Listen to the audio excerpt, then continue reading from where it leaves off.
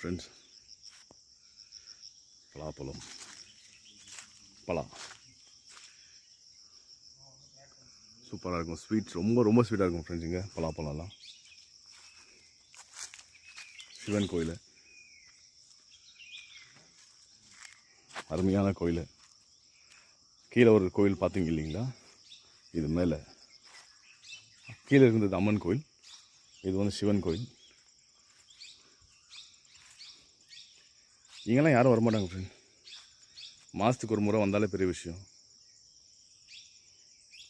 ஏதாவது விசேஷம், ஏதாவது பூஜை அந்த மாதிரி இருந்தால் மட்டும்தான் கோயிலுக்கு வருவாங்க ஜனங்க, இல்லை வரமாட்டாங்க. அது இவ்வளோதான் கோயில் இப்படி இருக்கும்.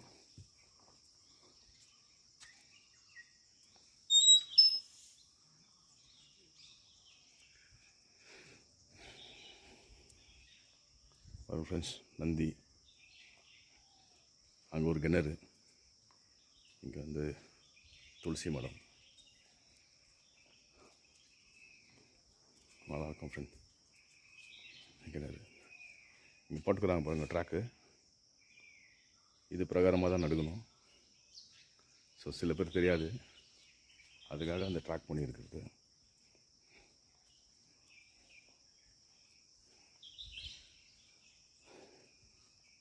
இது ஒரு ஸ்டேஜ் மாதிரி மக்களுங்க வந்து பேசுகிறதுக்கு. கல்யாணம் கூட நடந்துருக்குங்களாம். சிவராத்திரி டைமில் ரொம்ப நல்லாயிருக்கும் விசேஷமாக.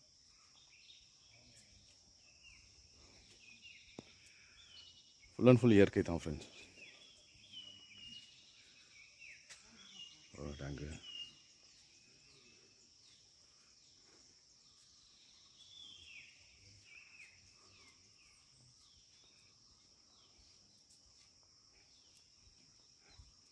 நம்ம இங்கே வந்திருக்கிறோன்னு சொல்லி கடவுளுக்கு ஒரு உத்தரவு போட்டுருவோம். அடிச்சுட்டு அப்படியே சைலண்ட்டாக வெளியே போயிடுவோம் ஃப்ரெண்ட்ஸ். ஏன்னா அவருக்கு டிஸ்டர்ப் ஆகக்கூடாது. நம்ம ஊருங்களில் தான் பூஜைங்க பண்ணி இல்லை ரொம்ப பணம்னு இங்கெல்லாம் அப்படி கிடையாது. உங்களுடைய வேலை என்ன இருக்குது அது மாத்திரம் பார்த்துன்னு போய் இருக்க வேண்டியது தான்.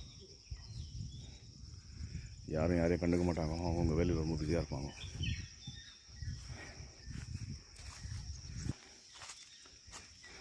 இது இந்த டேப்பெல்லாம் வந்து நம்ம தான் போட்டு வச்சுது, தண்ணி டேப்பு. பின்னாடி கிச்சன் இருக்குது, பார்க்க மரம் இதெல்லாமே. எப்படி இயற்கை எப்படி இருக்குது பார்த்தீங்களா? இயற்கையோடு வாழணும் மனுஷன்.